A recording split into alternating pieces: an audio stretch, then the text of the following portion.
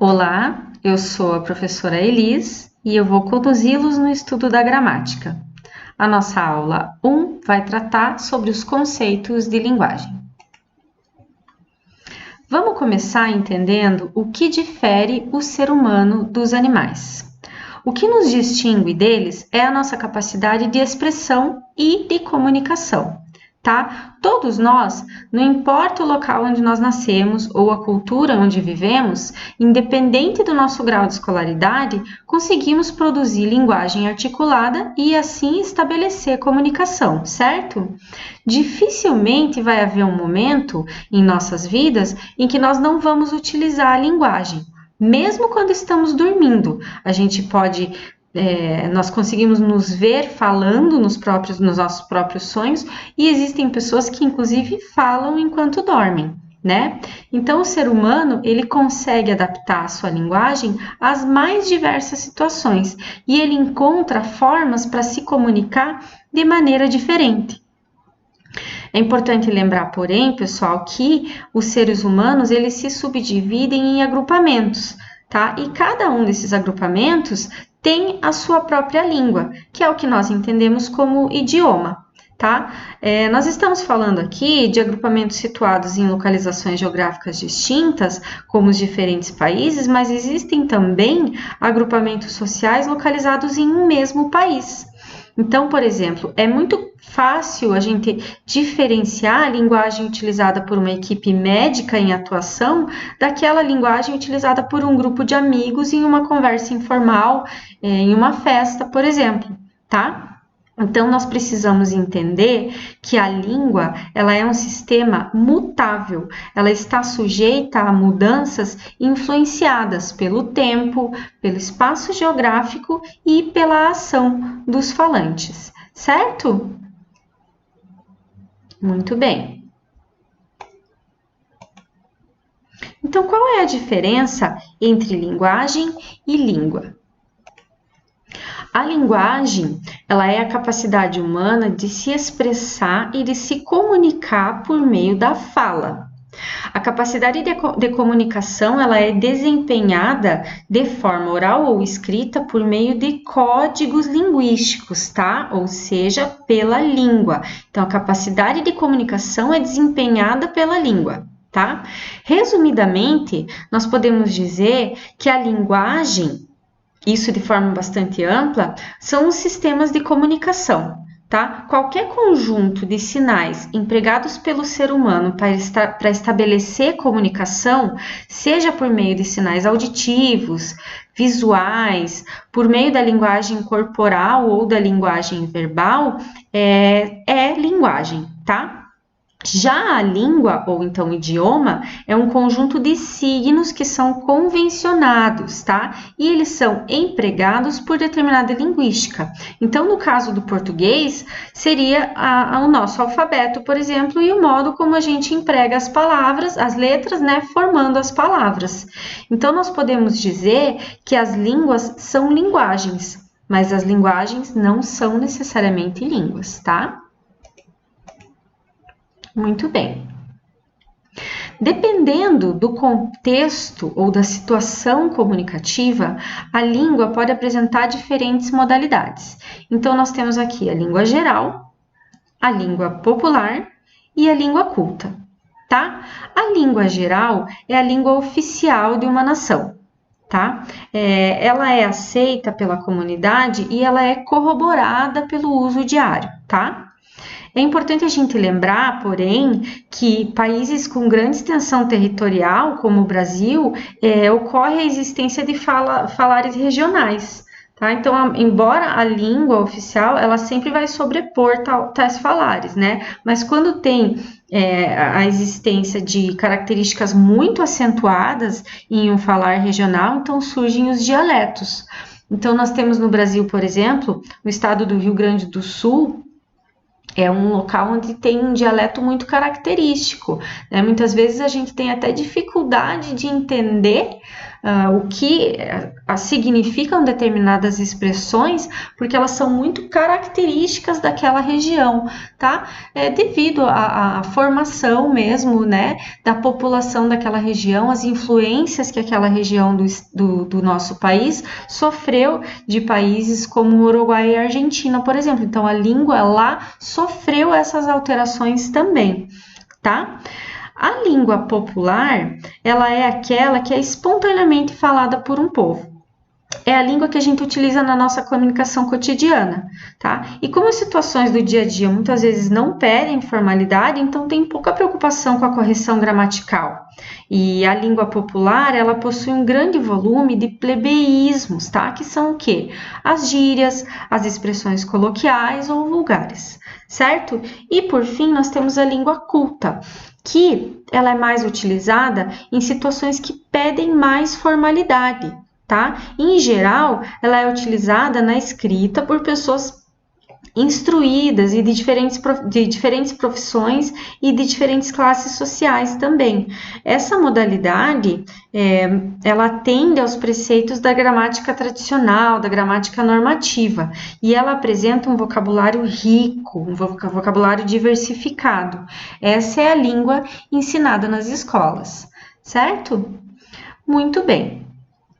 Nós já vimos então que a língua ela nunca permanece estanque, né? Ou seja, ela está sempre sofrendo alterações em todos os seus níveis, de modo que a sociedade, a língua se adapta, né? À sociedade, à cultura e à situação comunicativa em que ela é empregada. Tá? Dependendo da necessidade comunicativa, então os falantes de uma língua eles realizam certas adaptações. Então, nas situações do cotidiano, como conversas informais e agora mais recentemente as conversas via aplicativos de internet, por exemplo, a gente utiliza a língua popular. Por outro lado, situações comunicativas que demandam uma maior formalidade, como, sei lá, encontros profissionais e oficiais, avaliações escolares, processos seletivos, como concursos ou vestibulares, por exemplo, essas situações pedem, em geral, o uso da língua culta, tá? Que atendem aos preceitos da gramática normativa. É muito importante, pessoal, que as variações da língua que ocorrem em função da situação comunicativa que está ocorrendo, que elas não sejam tratadas como erro, para a gente não incorrer num problema conhecido como preconceito linguístico.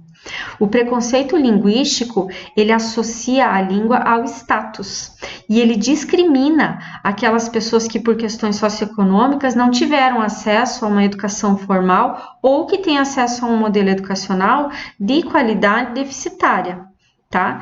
É importante saber que desconsiderar a diversidade linguística, além de ser politicamente incorreto, ela é uma atitude anticientífica, tá? Uma vez que as variações linguísticas são parte do fenômeno da linguagem humana e também são objeto de estudo no mundo todo, certo? Muito bem, existem diversos tipos de variações linguísticas, tá? Nós vamos começar aqui com a geográfica. A variação geográfica, ela é a alteração do registro da fala conforme o local em que a língua é falada, tá? Ela corresponde aos falares regionais. Essa variação, ela é percebida quando a gente compara a forma como a língua é falada em diferentes localidades. Então, como eu estava falando, a forma como se fala no Rio Grande do Sul é muito diferente da forma como se fala no Ceará, por exemplo, tá? Então, existe essa variação regional, geográfica da língua, tá? Essa variação, ela é responsável por causar um estranhamento nos indivíduos. Dentro do nosso próprio país, às vezes nós temos dificuldade em entender o que uma pessoa de uma região muito diferente da nossa está falando. Imagina um estrangeiro que aprendeu o português formal e chega ao Brasil e viaja ao longo do nosso país tentando se comunicar. A quantidade de sotaques que ele tem que identificar, expressões regionais, tá? Palavras distintas, pronúncias, né? Nós temos locais onde se fala o S com som de S, temos locais onde se pronuncia o S com som de X, tá? Temos muitas variações linguísticas dentro do nosso próprio país. Essa variação geográfica, ela sofre influências, claro que além, né, do local, também históricas, sociais e naturais. Tá? Ela é muito observada, então, dentro dos diversos estados do nosso país. Temos também a variação linguística histórica. Essa variação, ela corresponde à alteração do registro da fala com o decorrer do tempo. Então, nós podemos perceber a variação histórica quando comparamos dois momentos históricos distintos de uma mesma língua. Com o passar dos anos, as palavras são adicionadas, são substituídas, ampliadas ou reduzidas, ou simplesmente caem em desuso, tá? Essa alteração, então, pessoal, ela requer, para a gente identificar, ela requer um certo grau de conhecimento da história da língua, tá? Ao menos de algumas décadas. Né? E ela é influenciada pelo tempo e pelo contexto. Então, assim, uma pessoa que nasceu lá nos anos 50, ela deve ter conhecido como sinônimos para a palavra legal, por exemplo, palavras como supimpa, barato, maneiro, que são expressões que não se usam mais hoje em dia. Essa pessoa, atualmente, ela também atualizou a sua forma de falar. Né? Então, dificilmente a gente imagina alguém empregando a palavra supimpa nos dias atuais. Então, a língua vai sofrendo essas alterações, tá? Não, as palavras sofrem alterações não só estruturais, mas elas também podem, como é o caso do vosmecê, né, para você, como também essas variações de cair em desuso, como é o caso de palavras como supimpa, que nós não utilizamos mais, certo? Existe também, pessoal, a variação linguística sociocultural. Nesse tipo de variação, estão inclusas as modificações da linguagem produzidas pelo ambiente em que se desenvolve o falante. Tá? Então, inclui-se aqui fatores como classe social, educação, profissão, idade, procedência étnica, tá? É possível verificar diferenças com o uso de gírias e jargões particulares, ampliação ou redução de um vocabulário e entre outras. Então, por exemplo, nós podemos utilizar aqui jargões de classes profissionais como medicina, direito, teatro, que são exclusivas daquele grupo sociocultural. Temos também, né, as tribos, né, o pessoal do surf tem uma forma característica de falar, né? Então, essas diferenças que são as variações linguísticas socioculturais. Muitas vezes, essa variação ela é empregada como um fator de discriminação, principalmente quando ela é entendida erroneamente, tá? Quando a gente relaciona camadas sociais mais elevadas com um conhecimento linguístico maior. Então, é importante alertar para que o fato de estar em uma camada social mais elevada não implica necessariamente um conhecimento linguístico maior e uma fala mais apurada, tá? A camada cultural na qual o indivíduo se situa é mais decisiva para definir a forma como ele vai empregar a língua, certo? Nós temos também a variação linguística contextual. Tá? Ela é a alteração do registro da fala de acordo com o ambiente comunicativo em que a pessoa se encontra. Então, dependendo do caso, o falante pode variar o estilo da linguagem utilizado. Então, assim, ó, situações como provas de vestibular e entrevista de emprego, por exemplo, a gente espera o uso da norma culta. Mas situações mais informais, como uma conversa entre amigos, não exige o uso de uma língua tão formal, uma linguagem tão formal. Tá? Então, por meio da alteração do registro da fala, o indivíduo ele consegue se adaptar às mais diferentes situações comunicativas a fim de obter êxito na comunicação. Ele precisa se adaptar com quem eu estou falando, qual é o objetivo da mensagem, o que eu quero que o meu receptor entenda da minha mensagem. Então, nesse caso, eu vou utilizar uma variação linguística diferente, certo? Eu vou adaptar a língua que eu vou utilizar. Nós vamos aprender, pessoal, agora funções da linguagem. E para isso, nós precisamos conhecer elementos básicos do processo comunicativo. Então, eu separei aqui 5 elementos básicos para a gente começar esse entendimento. O primeiro deles é a enunciação. Então, a enunciação é o ato de transmitir a mensagem desejada, tá?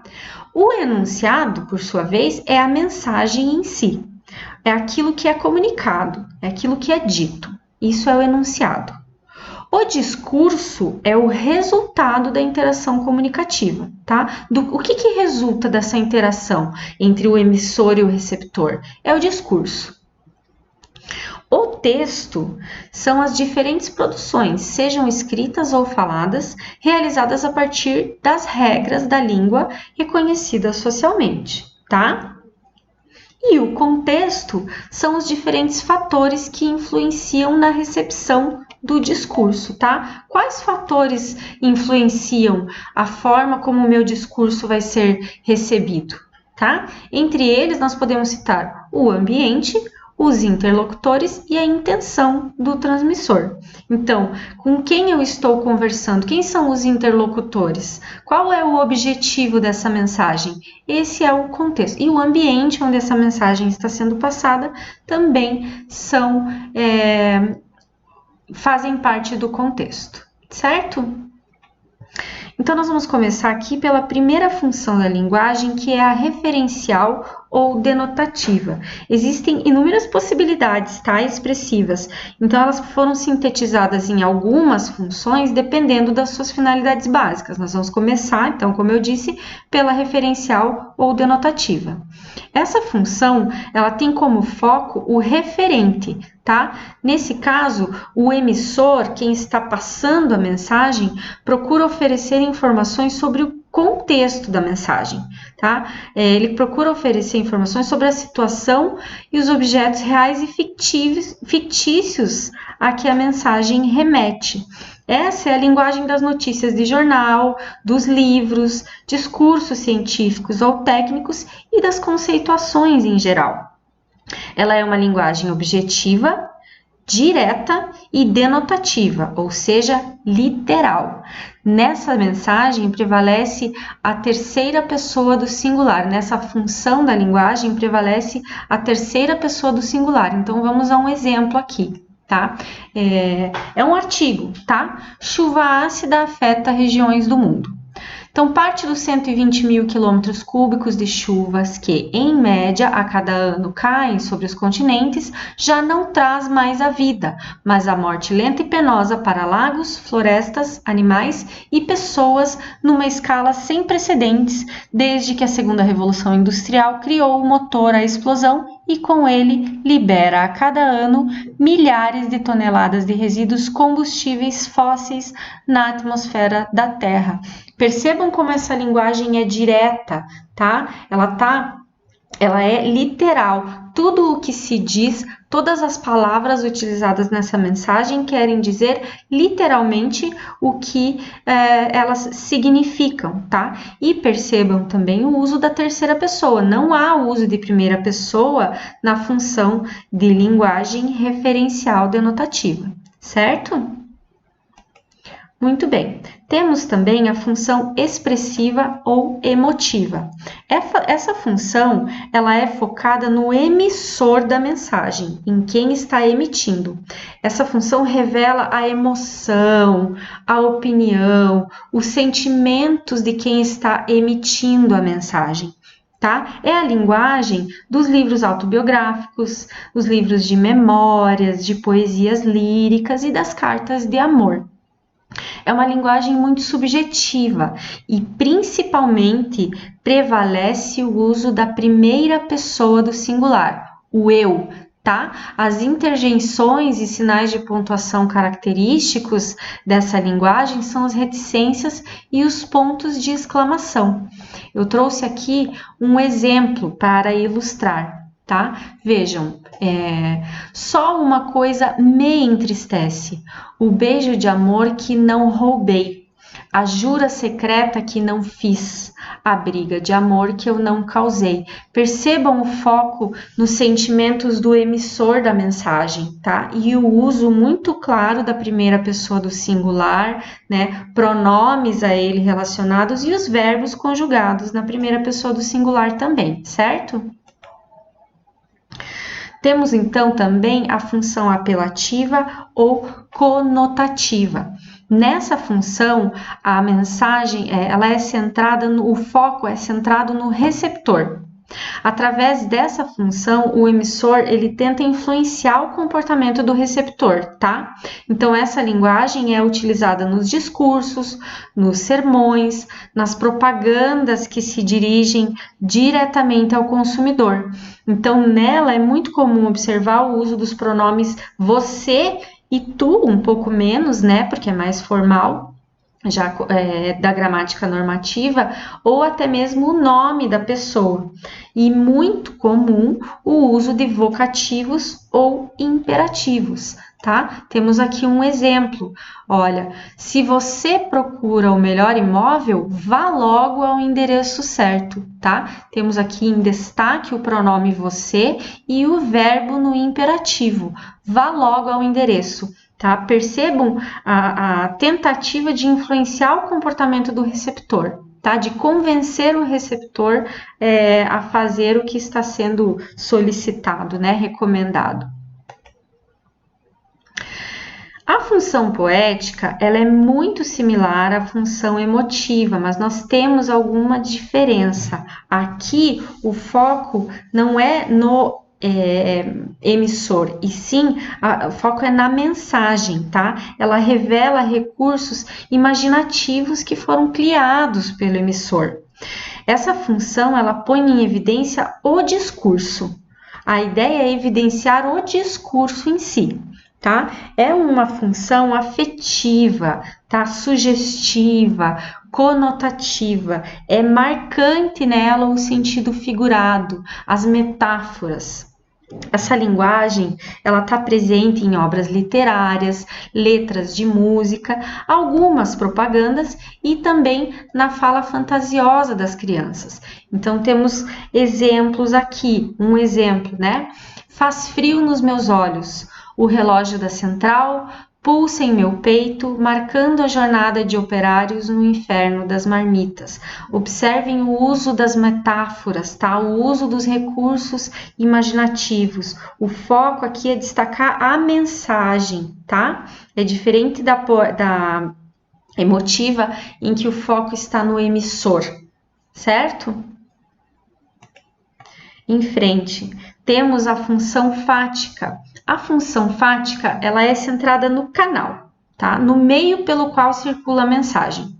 Então, o objetivo é prolongar ou interromper o contato com o receptor, ou então testar a eficiência do canal. É a conversa de telefone, é a conversa para iniciar, as palavras que nós utilizamos para iniciar uma conversa. Ela é praticamente vazia de significado, tá? Então, é a linguagem das saudações, das falas telefônicas, prefixos radiofônicos, tá? Então, ela é marcada por expressões como alô, entende? Tá me entendendo? Você tá me ouvindo? Ou então aqui é da rádio XYZ, certo? Tchau, no caso de interromper uma mensagem, tá? Então essa é a função fática, tá? E por fim, nós temos a função metalinguística. A função metalinguística, ela é centrada no código, tá? Ou seja, na língua.